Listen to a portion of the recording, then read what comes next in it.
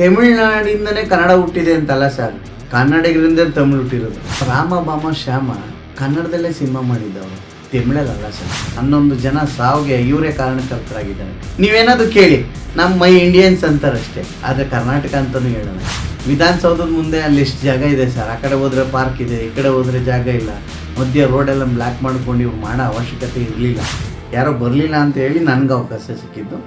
ಅವಕಾಶ ಇವತ್ತಿಗೆ ಒಂದು 25 ಶಾರ್ಟ್ ಫಿಲ್ಮ್ ಮಾಡಿದ್ದೀವಿ. ಸರೇ ಸರ್, ನಿಮ್ಮ ಆ್ಯಕ್ಟಿಂಗ್ ಸೂಪರು, ಸರಿ ಈ ಸಲ ನಾವು ಮಾತುಕತೆ ಮಾಡಿದ್ದೀವಿ ಅಂತ ನಾನು ಯಾವುದೂ ನಂಬಲ್ಲ ಸರ್. ಡಬಲ್ ಮೀನಿಂಗ್ ಅಂತ ಹೇಳ್ತೇವೆ.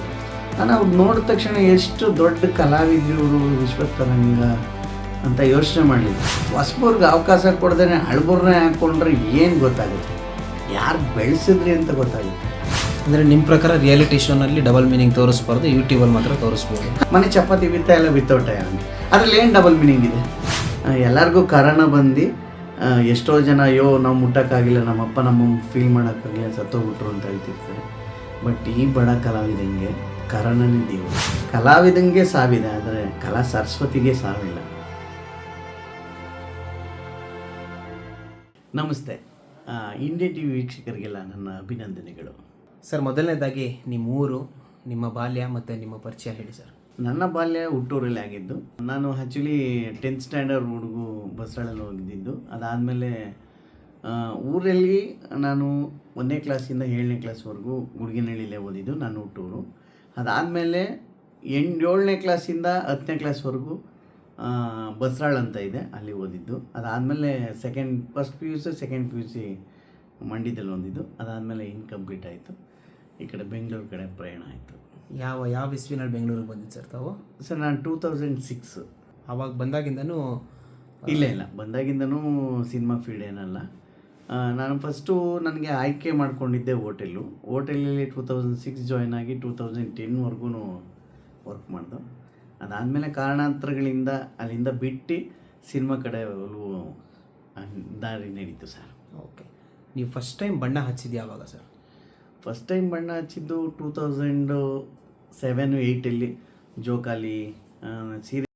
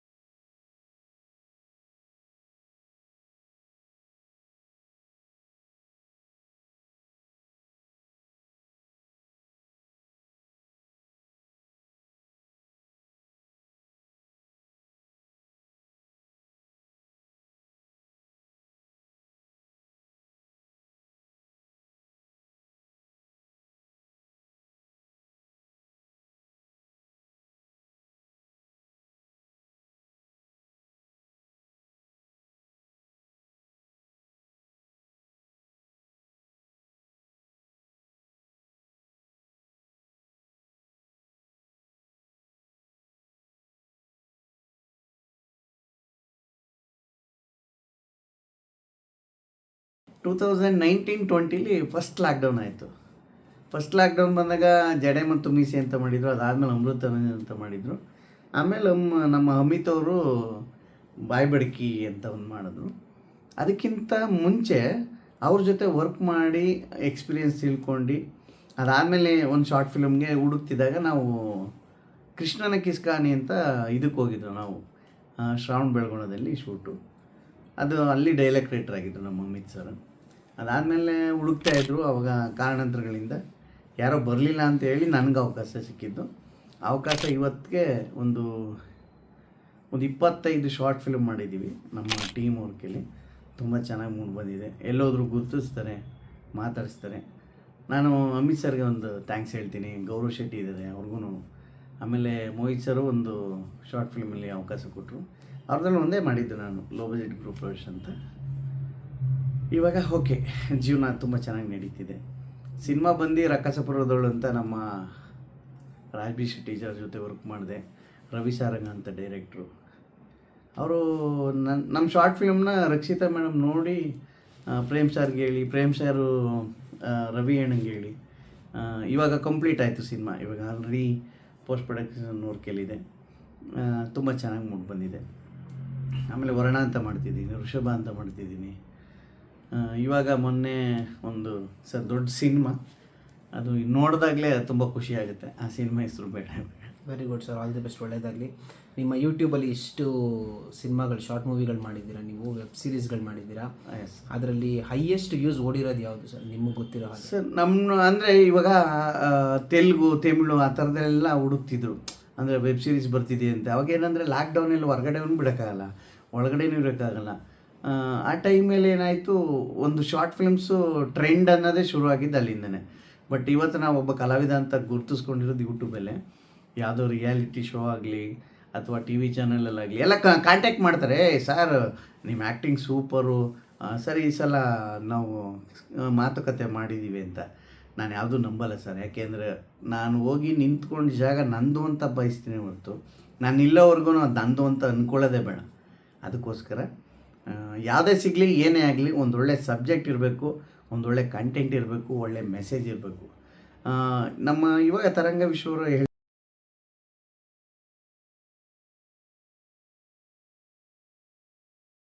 ಮಜಾ ಟಾಕೀಸ್ ಎಲ್ಲ ವೈಂಡಪ್ ಆಗ್ತಿದೆ ಅಂತ ಹೇಳಿದಾಗ ಸರ್ ಡಬಲ್ ಮೀನಿಂಗ್ ಅಂತ ಹೇಳ್ತಾಯಿದ್ರು.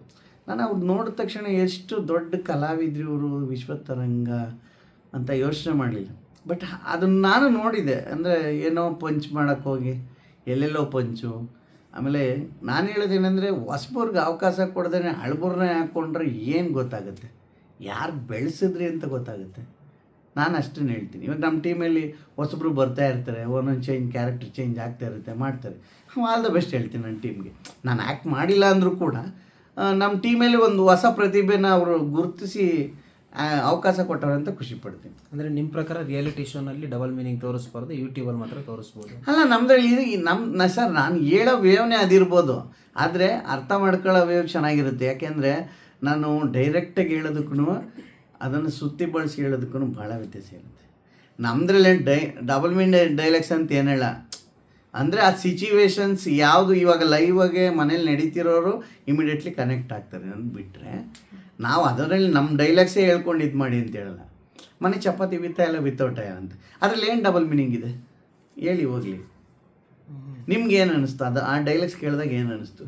ಅಲ್ಲ, ನಮ್ಮ ಮಜಾ ಟಾಕೀಸ್ನಲ್ಲಿ ಬರ್ತಿರೋದ್ರ ಬಗ್ಗೆ ತುಂಬ ಆಕ್ಷೇಪಗಳು ಉಂಟಾಗ್ತಾ ಇದೆ. ಬಟ್ ಯೂಟ್ಯೂಬಲ್ಲಿ ಎಲ್ಲ ಶಾರ್ಟ್ ಮೂವಿ ಅಂತ ಹೇಳಲ್ಲ, ಸುಮಾರು ಬರ್ತಿರೋ ಶಾರ್ಟ್ ಮೂವಿಗಳೆಲ್ಲ ಡಬಲ್ ಮೀನಿಂಗ್ದಾನೆ ಹೋಗ್ತಿದೆ. ಇದೇ ಇಲ್ಲ ಅಂತ ನಾನು ಹೇಳಲ್ಲ ಸರ್, ವಿಚಾರದ ಬಗ್ಗೆ ಕೇಳಿ ನಿಮ್ಮ ಅಭಿಪ್ರಾಯ. ನನ್ನ ಅಭಿಪ್ರಾಯ ಏನಂದರೆ, ನಾವು ಡಬಲ್ ಮೀನಿಂಗ್ ಸರ್ ಒಂದೇನಂದರೆ, ನಾವು ಹೇಳೋ ಅರ್ಥ ಅದೇ ಇದ್ದರೂ ಕೂಡ ನಾವು ಡೈರೆಕ್ಟಾಗಿ ಅದನ್ನು ಸ್ಪೀಚ್ ಮಾಡಬಾರ್ದು. ನಾವೇನು ಹೇಳಿದ್ರು ತಗೊಳ್ಳೋರ ಮೇಲೆ ಹೋಗುತ್ತೆ ಅಂತೀರ? ನಾವು ಹೇಳೋ ವೇವ್ ಮೇಲೆ ಹೋಗುತ್ತೆ. ಅದೇನೆಂದರೆ, ನಾವು ಮನೆ ಚಪಾತಿ ಇಲ್ಲ ವಿತೌಟ ಇಲ್ಲ ಅಂದರೆ ಅದು ಆ್ಯಕ್ಚುಲಿ ಕನೆಕ್ಟ್ ಮಾಡ್ಕೊಳ್ಳೋರಿಗೆ ಅದು ಬೇರೆ ಥರ ಅರ್ಥನೇ ಇದೆ. ಬಟ್ ಡೈರೆಕ್ಟಾಗಿ ನೋಡೋರಿಗೆ ಅದು ಅರ್ಥನೇ ಸಿಗಲ್ಲ. ನೀವು ಸಿಂಗಲಾಗಿ ಹೇಳಿರ್ತೀರ, ತಗೊಳ್ಳೋರು ಡಬಲ್ ಮೀನಿಂಗಾಗಿ ತೊಗೊತಾರೆ. Okay, nice. ಸೊ ಬಾಯಿ ಬಡ್ಕಿ ನಿಮಗೆ ತುಂಬ ಹೆಸರು ಕೊಟ್ಟಂಥ ಒಂದು ಶಾರ್ಟ್ ಫಿಲ್ಮ್. ಹೌದು, ಅದು ಅದ್ರ ಬಗ್ಗೆ ಸ್ವಲ್ಪ ಹೇಳಿ ಸರ್. ಅದನ್ನೇ ಹೇಳಿದ್ನಲ್ಲ ಸರ್, ನನ್ನ ಟೀಮೇ ಒಂದು ಅಂದರೆ ನಮಗೆ ಸಮುದ್ರದಲ್ಲಿ ಮುತ್ತು ಸಿಕ್ಕಿದಾಗ ಎಷ್ಟು ಖುಷಿ ಪಡ್ತಾನೆ ಒಬ್ಬ ಬಡವ, ಆ ಥರ ನನಗೆ. ಬಟ್ ಏನಂದರೆ, ನಾನು ಎಷ್ಟೋ ಸಿನಿಮಾ ಮಾಡಿದ್ದೀನಿ. ಗೀತಾ ಬ್ಯಾಂಗಲ್ ಸ್ಟೋರ್ ಮಾಡಿದ್ದೀನಿ, ಅಗ್ರಜ ಮಾಡಿದ್ದೀನಿ, ಗುರು ಮಾಡಿದ್ದೀನಿ, ಲೀ ಮಾಡಿದ್ದೀನಿ, ಆಮೇಲೆ ಗಲ್ಲಿ ಬೇಕ್ರಿ ಅಂತ ಸಿನಿಮಾ ಮಾಡಿದೆ. ತುಂಬ ಸಿನಿಮಾಗಳು ಬಂದಿದ್ದೀವಿ. ಸಿನಿಮಾದಲ್ಲಿ ಹೆಸರು ಸಿಗದೇ ಇರೋದು ಒಂದು ಯೂಟ್ಯೂಬಲ್ಲಿ ಸಿಕ್ಕಿದೆ ಅಂದಾಗ ಅದನ್ನು ಖುಷಿ ಪಡ್ಬೇಕು ಸರ್. ಕುರುಡ ಏನು ಕೇಳ್ತಾನೆ ಸರ್, ಕಣ್ಣಿದ್ರೆ ಸಾಕು ಅಂತಾನೆ. ಒಬ್ಬ ಕುಂಟ ಕಾಲಿದ್ರೆ ಸಾಕು ಅಂತಾನೆ. ಮೂಗಂಗೇನು ಹೇಳಿ, ಅವನಿಗೆ ಬಾಯಿ ಬಂದರೆ ಸಾಕು ಅಂತ ಯೋಚನೆ ಮಾಡ್ತಾರೆ. ಹಂಗೆ ಒಬ್ಬ ಅವಶ್ಯಕತೆ ಇದ್ದವನಿಗೆ ಒಂದು ಒಳ್ಳೆ ಟೈಮ್ ಸಿಕ್ತು. ಆ ಟೈಮಲ್ಲಿ ನನಗೂ ಒಂದು ಜೀವನ ನಡೀತಿದೆ ಅನ್ನೋದು ಖುಷಿ. ಅದು ಆ್ಯಕ್ಚುಲಿ ಈ ಕ್ರೆಡಿಟ್ಸ್ ಎಲ್ಲ ನಮ್ಮ ಅಮಿತ್ ಸರ್ಗೆ ಸೇರಬೇಕು. ಅಮಿತು, ಗೌರವ್, ನನ್ನ ಜೊತೆ ಪಾಲವಿ ಪರ್ವ ಅಂತ ಮಾಡಿದರು, ಸ್ಫೂರ್ತಿ ರಮಿತಾ ಅಂತ ಮಾಡಿದರು, ಭವ್ಯಶ್ರೀ ಮಾಡಿದರು. ತುಂಬ ಜನ ನಮ್ಮದ್ರಲ್ಲಿ ಹೋಗ್ತಾ ಇರುತ್ತೆ ಕ್ಯಾರೆಕ್ಟರ್ಗಳು. ಅದೊಂದು ಖುಷಿ. ನಿಮ್ಮಂತೆ ತುಂಬ ಜನ ಇವಾಗ ಶಾರ್ಟ್ ಮೂವಿನಲ್ಲಿ ಮಾಡಬೇಕು, ಯೂಟ್ಯೂಬಲ್ಲಿ ರಿಲೀಸ್ ಆಗ್ತಿರುವಂಥ ಎಷ್ಟೋ ಶಾರ್ಟ್ ಮೂವಿಗಳಲ್ಲಿ ಕಾಮಿಡಿ ಪಾತ್ರಕ್ಕಾಗಿ ಶುರು ಮಾಡ್ತಿದ್ದಾರೆ ಅವ್ರ ಕರಿಯರ್ನ. ಅಂಥವ್ರಿಗೆ ಏನು ಹೇಳ್ತೀರಾ ನೀವು? ಫ್ಯೂಚರ್ ಇದೆ ಅಂತ ಹೇಳ್ತೀರಾ? ಅಲ್ಲ, 100% ಇದೆ ಸರ್. ಯಾಕೆ ಅಂದರೆ ನಾವು ಮಾಡೋ ಕೆಲಸದ ಮೇಲೆ ಫಸ್ಟು ನಂಬಿಕೆ ಇರಬೇಕು ಸರ್. ಆ ನಂಬಿಕೆ ಇಲ್ಲದೆ ಹೋದರೆ ಏನೇ ಮಾಡಿದ್ರು ವ್ಯರ್ಥನೆ. ಇದರಿಂದ ದುಡ್ಡು ಬಂದುಬಿಡುತ್ತೆ ಬೇಗ, ಈ ಚಾನಲ್ ಏನೋ ಬೂಸ್ಟ್ ಆಗಿಬಿಡುತ್ತೆ, ಆಮೇಲೆ ಏನೇನೋ ಮಾಡ್ಕೊಂಡು ಹೋಗ್ತಾ ಇರ್ಬೋದು.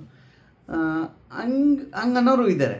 ಇಲ್ಲ ನಾವು ಏನಾದರೂ ಸಾಧನೆ ಮಾಡಬೇಕು, ನಾನು ಆ್ಯಕ್ಟ್ ಮಾಡಲೇಬೇಕು ಅನ್ನೋರು ಇರ್ತಾರೆ ಸರ್. ಸರ್ ಆಮೇಲೆ ನಿಮ್ಮ ಮುಖ ಪರಿಚಯ ತುಂಬ ಜನಕ್ಕಿದೆ, ಆದರೆ ನಿಮ್ಮ ಹೆಸರನ್ನ ಏನಿಟ್ಟು ಕರೆದ್ರೆ ನಿಮಗೆ ಇಷ್ಟ ಆಗುತ್ತೆ, ಅಥವಾ ಜನ ಇವಾಗ ತುಂಬ ಜನ ನಿಮ್ಮನ್ನ ಏನು ಹೆಸರಿಟ್ಟು ಕರೀತಾ ಇದ್ದಾರೆ? ಸರ್ ನಂದು ಆ್ಯಕ್ಚುಲಿ ಸಿದ್ದರಾಜು ಜಿ ಅಂತ ಇರೋದು. ನಾನು ಆ್ಯಕ್ಚುಲಿ ಸಿನಿಮಾಗೋಸ್ಕರನೇ ಸಿದ್ದು ಮಂಡಿ ಅಂತ ಕೊಟ್ಟಿದ್ದೀನಿ. ಯಾಕೆ ಅಂದರೆ ಒಂದು ನಮ್ಮ ಸೊಗಡನ್ನು ಗುರುತಿಸೋದಕ್ಕೋಸ್ಕರನೇ ನಾನು ಯಾವುದೇ ಕ್ಯಾರೆಕ್ಟರ್ ಮಾಡಿದಾಗಲೂ ಕೂಡ ಏನೋ ಒಂದು ವರ್ಡ್ ಹೇಳ್ತಾ ಇರ್ತಾರೆ, ಆ ಜಾಗ ಖಾಲಿ ಇದೆ, ನೀನು ಅಲ್ಲಿ ನಿಜವಾಗ್ಲೂ ಅದಕ್ಕೆ ಒಂದು ಆ ಜಾಗಕ್ಕೆ ಒಬ್ಬ ಕರೆಕ್ಟಾಗಿದೆಯಾ, ನೀನು ಮ್ಯಾಚ್ ಆಗ್ತೀಯಾ, ಬಿಡಬೇಡ ಅಂತ. ಬಟ್ ನಾವು ರಾಜವಿ ಶೆಟ್ಟಿ ಸರ್ ಜೊತೆ ವರ್ಕ್ ಮಾಡಿದಾಗಲೂ ಅಷ್ಟೇ, ಅವರು ಆ ಪೇಷನ್ಸ್ ಇದೆಯಲ್ಲ, ಆ್ಯಕ್ಟ್ ಮಾಡುವಾಗ ಒಬ್ರಿಗೆ ಏನು ಚೆನ್ನಾಗಿ ಮಾಡ್ತಿಲ್ಲ ಬಿಡ್ರಿ ಅನ್ನೋದಿಲ್ಲ, ನೀನು ಚೆನ್ನಾಗಿ ಮಾಡಿದೆ, ಇನ್ನೂ ಚೆನ್ನಾಗಿ ಮಾಡು ರವಿ, ಇನ್ನೊಂದು ಟೇಕ್ ತೊಗೊಳ್ತೀವಿ ಅಂತ ಹೇಳೋರು. ಬಟ್ ಏನಂದರೆ ಒಬ್ಬ ಕಲಾವಿದನಿಗೆ ಸ್ಕ್ರೀನಲ್ಲಿ ಟೈಮ್ ಕೊಟ್ಟು ಆ್ಯಕ್ಟ್ ಮಾಡಿಸ್ತಾರಲ್ಲ, ಅದು ಇಂಪಾರ್ಟೆಂಟ್ ಸರ್.